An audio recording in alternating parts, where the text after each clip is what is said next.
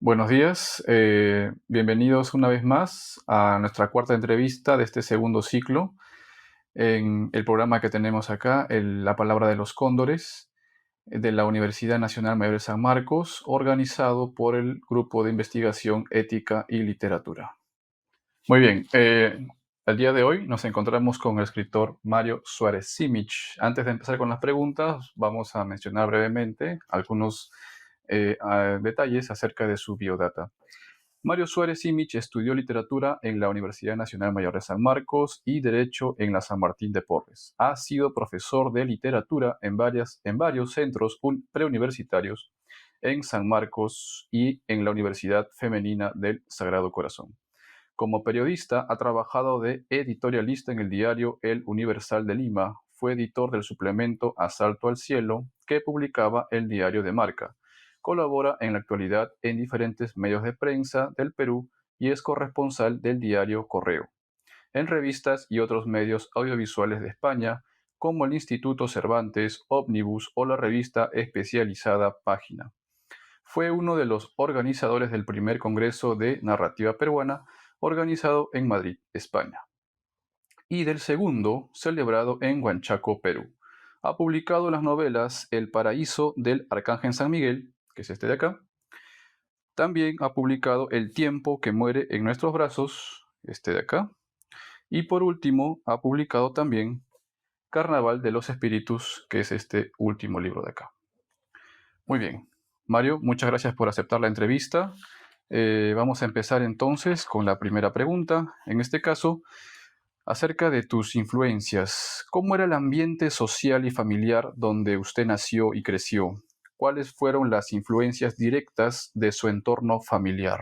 ¿Era un ambiente, digamos, donde el papá era lector, tenía libros, o quizá el abuelo o el tío? Coméntenos un poco acerca de eso, Mario. Gracias. Perfecto, muchas gracias por invitarme y encantado de responder las preguntas. Bien, yo vengo de una clase media tradicional. Desde la casa de mis abuelos paternos siempre ha habido un escritorio que es una biblioteca y siempre hemos tenido ciertos accesos a los libros. Mi madre lee bastante y en el pequeño escritorio que teníamos en la casa era también el lugar de castigo. Así que cuando a mí me castigaban en el escritorio, pues no me quedaba otra cosa que leer.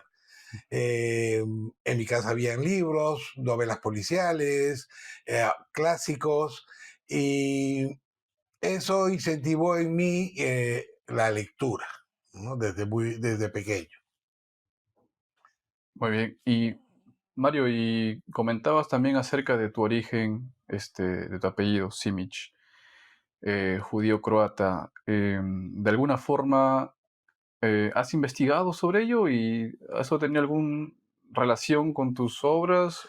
No, no necesariamente los apellidos en este gran mestizaje peruano acaban haciendo más una anécdota que otra. Sé que es croata porque nos lo dijeron cuando éramos pequeños. Supe después que era judío porque había un profesor Simic en una universidad de Estados Unidos y era judío.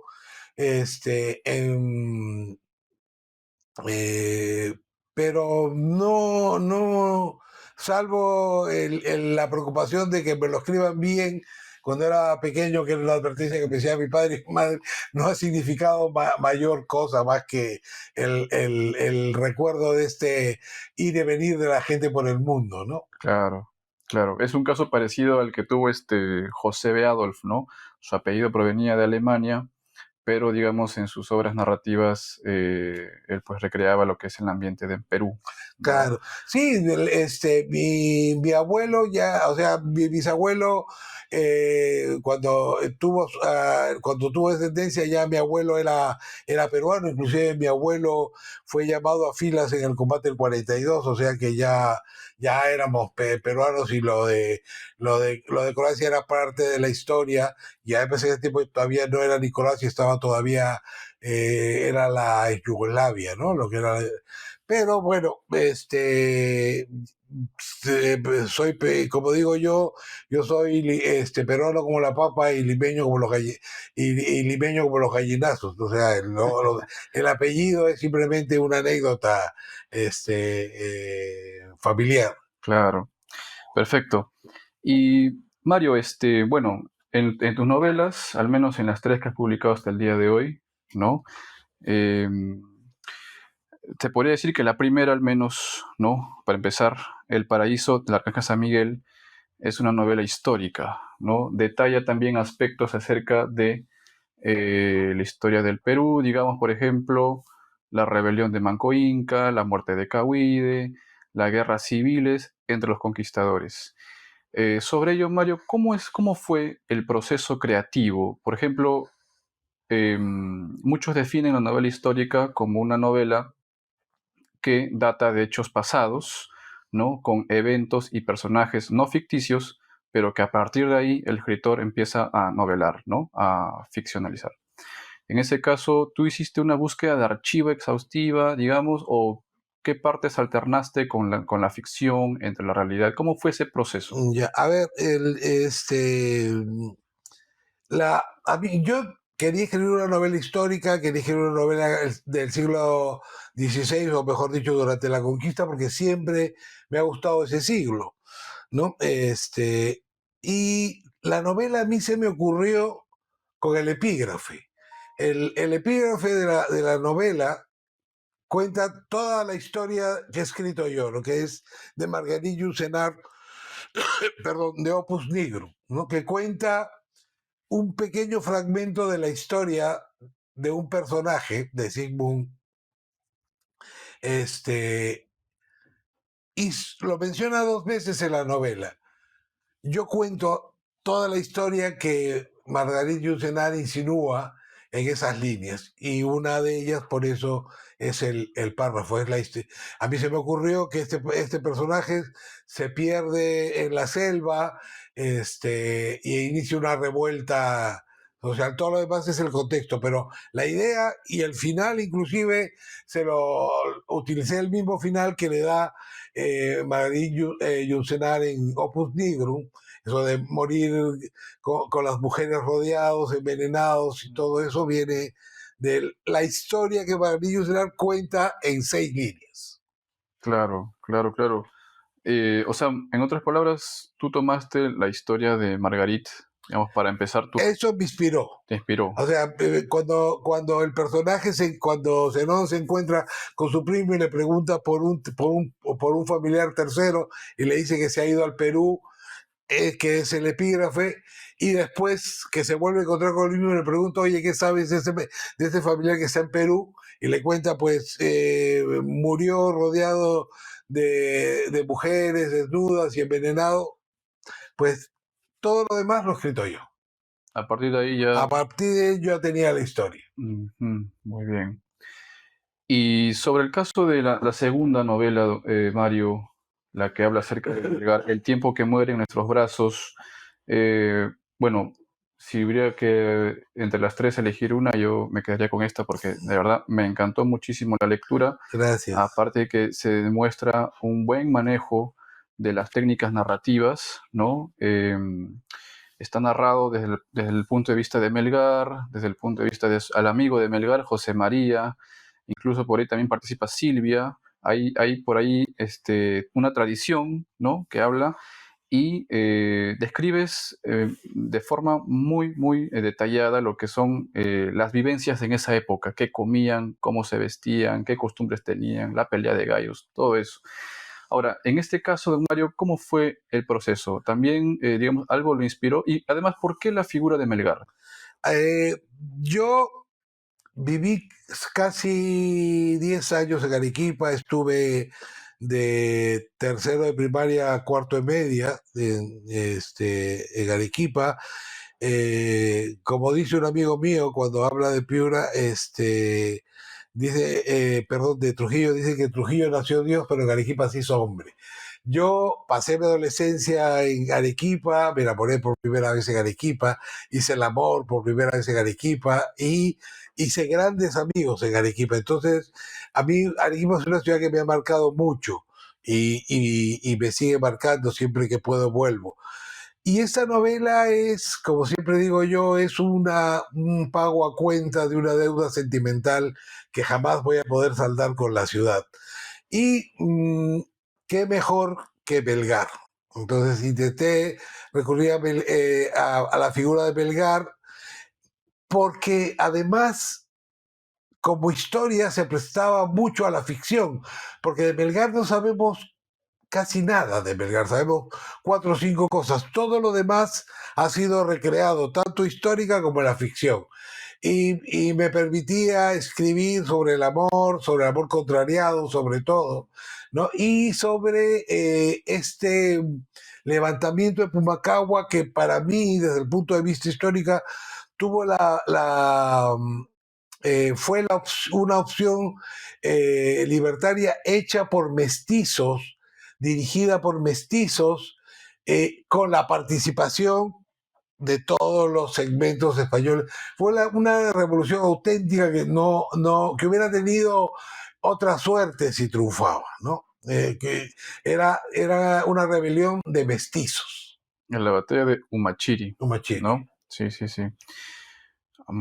Y en este caso, para elaborar la novela, ¿usted, digamos, entró en un trabajo de archivo propiamente o todo fue invención? No, por supuesto que te tienes que documentar, por Ujú. supuesto que te tienes que documentar.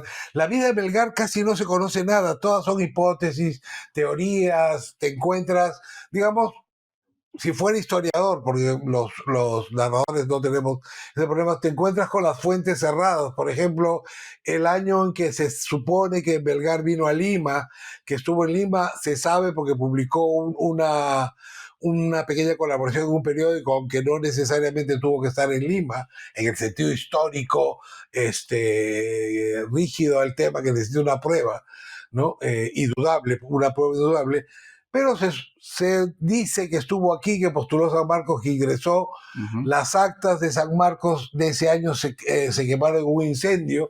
Entonces, todo Melgar es una nebulosa, ¿no? Entonces, no, nadie mejor que Melgar, la ficción es muy difícil de separar de la historia, porque no sabemos ni cuándo nació. Sabemos que se bautizó en tal fecha porque está el acta. Le pusieron Lorenzo porque posiblemente nació en la fecha del santo, pero muy pocas cosas sabemos, amiga.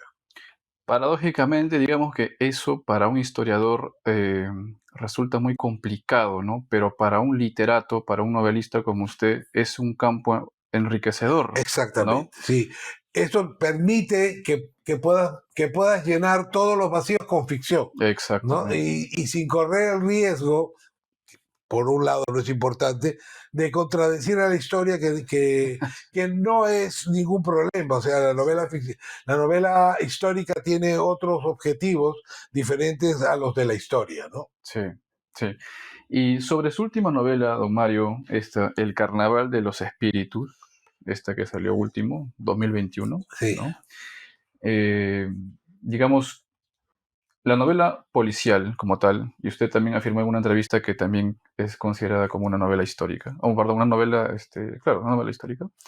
¿Qué rasgos para usted deben prevalecer en una novela policial? ¿No? Porque, digamos, en otros textos teóricos sobre la novela policial, ¿no? Varios resaltan lo que es, por ejemplo, los personajes, ¿no? El detective, la femme fatal, el indicio, ¿no? Del crimen y la resolución del enigma, ¿no? En el caso de Perú, en el territorio peruano, ¿estos elementos se mantienen o, digamos, de qué forma se han podido adaptar? ¿Cómo lo mm, maneja usted? ya. Bueno, a ver, en lo que entraña es estrictamente a lo policial, y lo policial es básicamente un asesinato, ¿no? Un detective o alguien que haga el papel de detective, más que el papel, la función del detective y el saber quién es el asesino. Eso es en esquema una novela policial. Todo lo demás es accesorio, me estoy hablando de diferentes tipos de novelas policial, pero hay una cosa común a todas ellas. La novela policial obliga al escritor a entrar en una estructura. Tenía mucha más libertad para escribir sobre el siglo XVI, para escribir sobre Melgar, ¿no? La novela policial te da un molde al cual el escritor tiene que aferrarse y tiene que cumplir. Es muy difícil engañar a un lector aficionado a novelas policiales. Es el lector más difícil, porque está acostumbrado a una maquinaria que ya le han dado grandes maestros del género. Entonces, si te pillan en un renuncio, no te leen más. Entonces, esa estructura que ha permanecido es la que un escritor está obligado, de novela policial, está obligado a cumplir ciertos requisitos y cierto molde. Y lo demás son adornos, la fe fatal. Yo, de hecho, en mi novela policial, el encontrar quién es el asesino no es lo más importante, pero se resuelve, ¿no? Porque a mí me interesa otra cosa en la novela. Claro. Eso sería, digamos, desde el punto de vista, como usted llama, o sea, el esquema, ¿no? Para una novela policial. Pero también, recuerdo haber leído en la primera novela que usted sacó, ¿no? El paraíso del Arcángel San Miguel, en el prólogo, habla acerca también de la novela histórica y creo que en una entrevista también lo menciona acerca de la novela policial.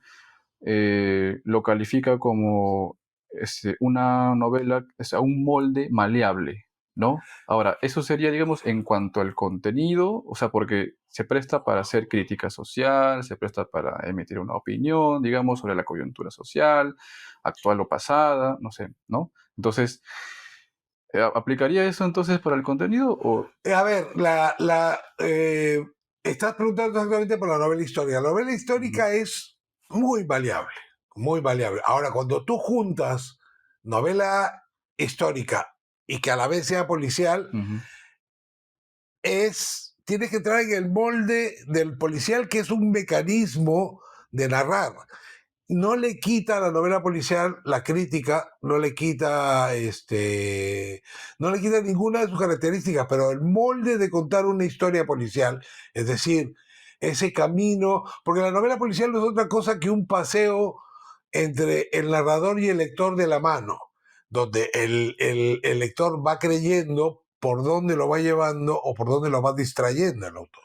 Eso no interrumpe. De hecho, por ejemplo, pues hay novelas policiales hasta de ciencia ficción.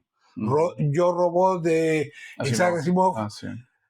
que la ciencia ficción se pasa al molde policial sin que pierda su característica de ser ciencia ficción. O Exacto. sea, es el asesino, es el robot un asesino contra las leyes de Asimov. Es simplemente eso. O sea, pero es la ciencia ficción está dentro del molde policial y no pierde ninguna de sus características. De igual manera, en este caso, la novela histórica está dentro del molde policial Mm, sin que la novela histórica pierda ninguna de sus características, claro, ¿no? claro. Eso es, digamos, la propuesta que hago yo en mi última novela. Interesante, interesante. Bien, y don Mario, usted también en una entrevista se define como autor costeño, ¿no? Autor costeño. Ahora, ¿qué lo convierte a un autor, en este caso a un escritor, propio de una región? A ver, hay la variedad, eh, la diversidad cultural, ¿no? Yo dije en una entrevista además que yo era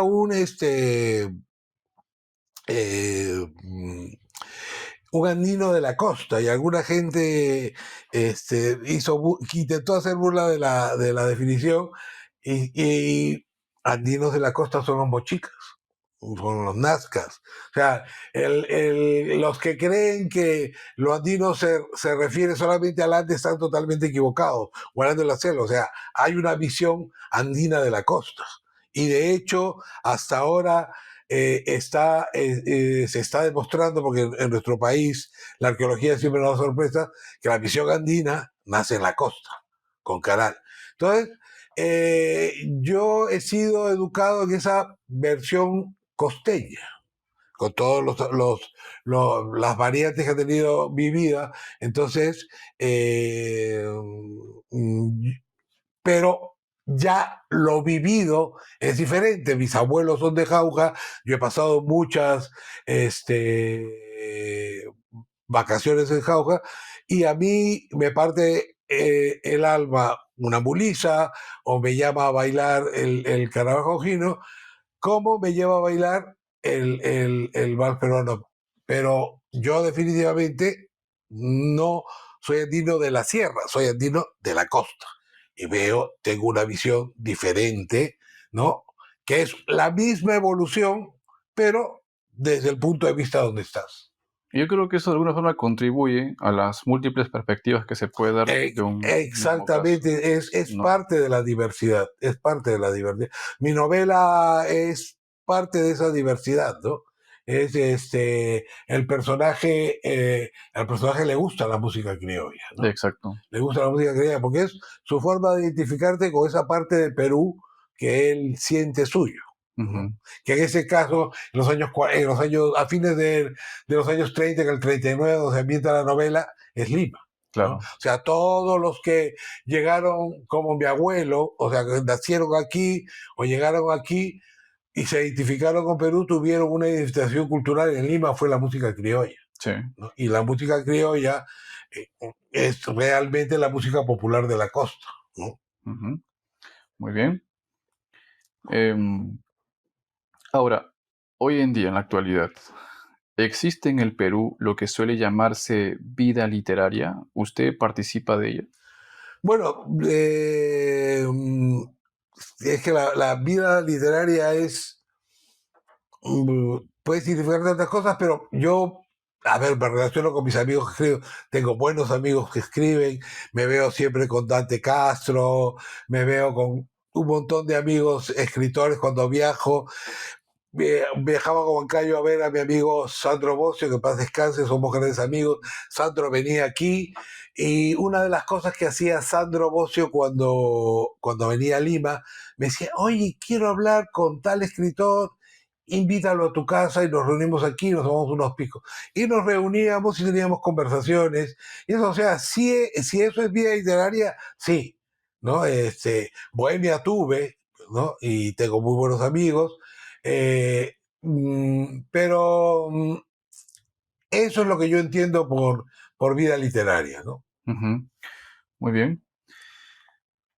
Bueno, ¿cuál es el compromiso de la literatura en la actualidad? ¿Tiene sentido escribir hoy en día? Bueno, escribir siempre tiene sentido. El compromiso siempre es eh, con, con la sociedad. Uno escribe para reflejar la sociedad, para criticarla, para molestar, para joder. Si uno no escribe para eso, no tiene sentido. ¿No? Es una de las formas de arte que siempre tiene que ser contestatario, siempre tiene que ser rebelde, siempre tiene que estar a disgusto. Desde el placer no se puede escribir. Ese es el compromiso del escritor. Lo que pasa es que tuvo suerte la frase de García Márquez que el primer deber o el primer compromiso del escritor es escribir bien. Pero si un escritor no escribe bien, no es un escritor. Mm, Entonces, eso es otro camino. El escritor tiene un compromiso con la sociedad y tiene un compromiso personal con su arte. Un escritor, un pintor, tiene los colores, la música, los sonidos. El escritor tiene el lenguaje y tiene un compromiso o tiene la obligación de dominar ese lenguaje y se le va la vida en ello. Ese es su oficio. Ahora, lo que hace con ese oficio y en esa lucha con el lenguaje, que además sabe que es una derrota acertada porque nadie va a dominar totalmente el lenguaje, pero uno hace el esfuerzo sabiendo que va a salir derrotado, el producto de eso, que es una novela, un cuento, un poema, tiene que ser comprometido con su época, con el ser humano, con la sociedad y políticamente también. Entonces, ese es el primer compromiso del escritor. Lo otro, si un escritor no escribe su primer libro, su segundo libro no es mejor que el primero, sino no es un escritor. No está avanzando en la lucha con el lenguaje, que es el arte de escribir. Eso es lo que pienso. Genial. Y ese compromiso, Mario, ¿tiene que ver con la subversión o no necesariamente, digamos, porque hay un intento de sacudir al lector, ¿no? Sacarlo de ese adormecimiento, sobre todo hoy en día, en el cual está, ¿no?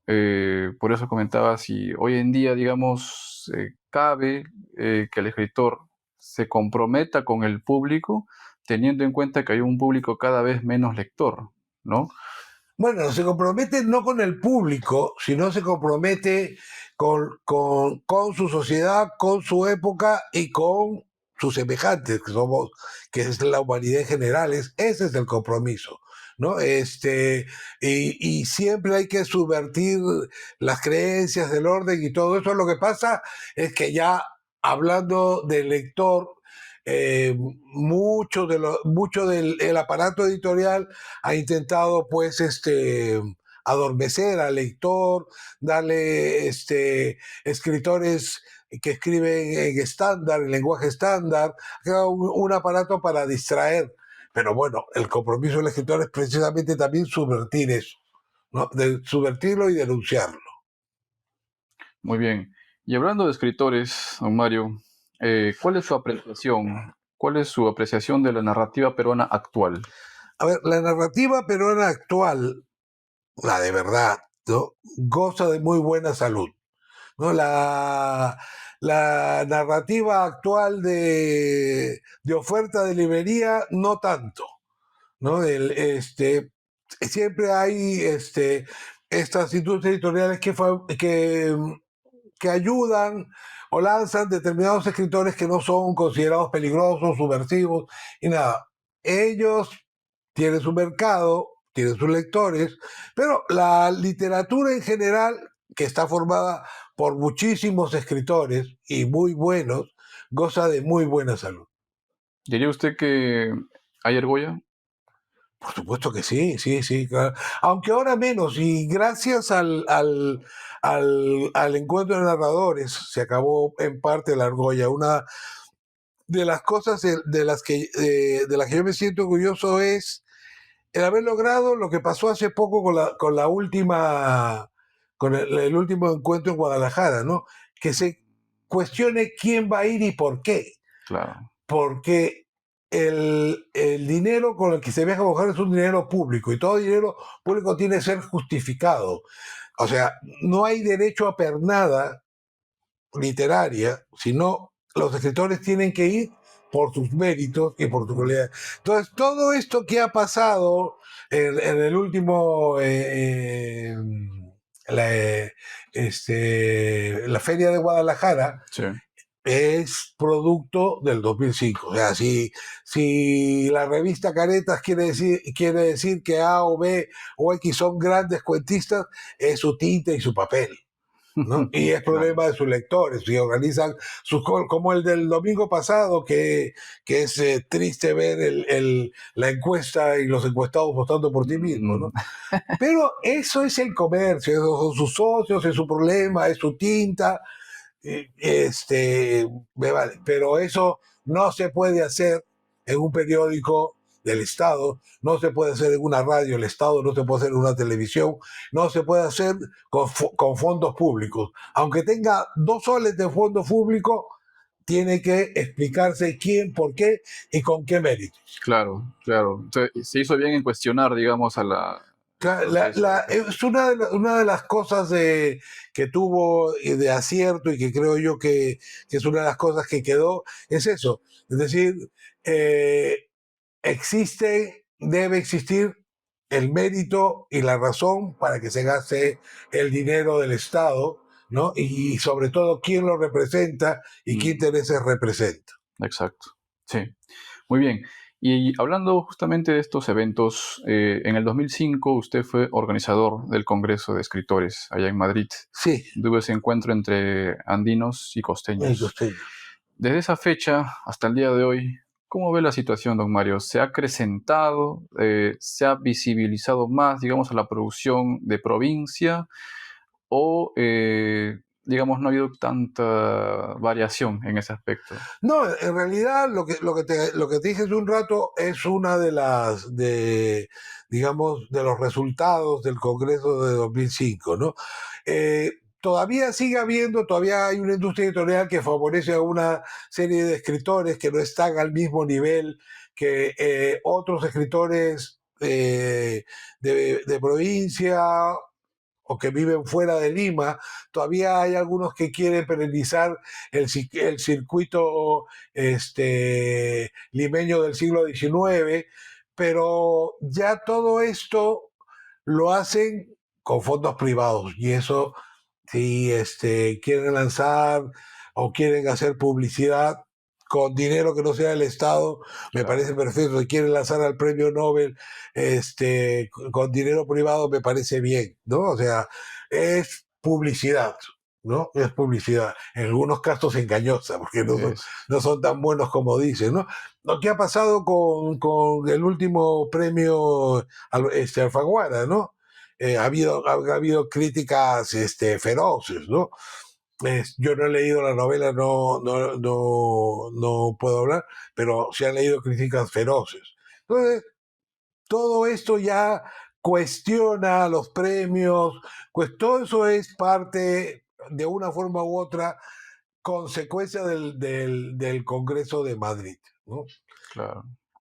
Justo lo que comentamos hace un rato, ¿no? De la novela esta, que a veces o sea, el fin es marketearlo, entonces como que lo inflan, ¿no? En cuanto al diseño, en cuanto al Claro, material, pero mientras lo hagan con dinero privado es su problema. No claro, no es problema, digamos, nuestro, no me preocupa. O sea, a mí me preocupan los buenos escritores, no que son competencias. Los malos escritores no me preocupan. allá el que compra, pues, ¿no? Hay el que compra, ¿no? El que Claro, compra, bueno, el que compra puede quejarse de publicidad engañosa en todo caso, ¿no? claro, Yo, como te dije cuando veníamos, yo esos escritores los compro y los leo cuando están en oferta de 9.90, ¿no? Porque ya sé que, o sea, dos por uno. claro, no tengo todo el dinero para pelarme con 60 o 70 soles de una novela que va a ser mala, ¿no? Entonces, espero las ofertas del 9.90. Don Mario, y bueno, cambiando, digamos, a otro campo del arte, ¿qué me podría decir respecto al cine, no? Porque como usted maneja lo que es la novela policial, Sí, asumo yo que también de alguna forma el film noir, digamos, ¿no? ¿Ha influenciado en sus obras? sí, sí, claro que sí. A mí me gusta mucho el cine y siempre que yo intento contar una película. Siempre, siempre. Yo pienso que un narrador tiene que contar una película porque eso es la palabra, o sea, la palabra, el acto de leer, que es tener la palabra dentro de tu cabeza, el acto de lectura, es llevarte a imágenes. Y es Ujú. llevarte al cine, es llevarte a los colores, y es llevarte a los sabores, inclusive más porque tiene sensaciones, todas este gama de recursos que tuvimos o que crearon este, los escritores a partir de Rubén Darío, los modernistas, ¿no? De olor de sensación, que es alguna ventaja del cine, ¿no? O sea, pero siempre proyectando imágenes. No, sí se nota, Siempre, se siempre, nota. siempre, siempre. O sea, yo siempre intento contar una película. La descripción al detalle yo creo que está plasmada en las tres Sí, novelas. y la descripción al detalle cuando es necesario, Claro. ¿no? O sea, el contar al detalle tiene una estrategia de que es dentro del proceso narrativo, ¿no? O sea, no puedes contar todo como lo hacía el maestro Flaubert, porque no vendemos las novelas al peso. Entonces, por eso Flaubert entraba en tantos detalles buenos, ¿no? Pero sí, hay momentos en que hay que cargar la pluma hacia determinado detalle, determinadas cosas, ¿no? Sí, justo recuerdo que una vez nos encontramos por el centro, usted me comentó, me parece que su película favorita, El Padrino, ¿no? Una novela acerca de, bueno, aparentemente de la mafia italiana, pero que por dentro se muestra pues las vicisitudes, relaciones, vínculos que hay en una familia, ¿no? Migrante, Claro. ¿no? Muy bien. Bueno, don Mario, a propósito de las últimas publicaciones que va a salir el día de mañana viernes, Mañana bueno, viernes. eh, ¿cómo por primera vez está, digamos, involucrándose en lo que es literatura infantil? Bueno, he escrito, he terminado, para ser más exacto, dos cuentos infantiles que van a ser cabeceras de una pequeña, en una casa, una pequeña saga de tres, que es sobre los cuyes, y una saga de 5 o 6 historias sobre un perro bochica que viaja en el tiempo.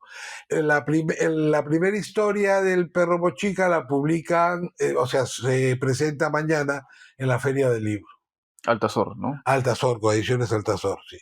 Y luego vienen algunas otras producciones narrativas, ¿está pensando?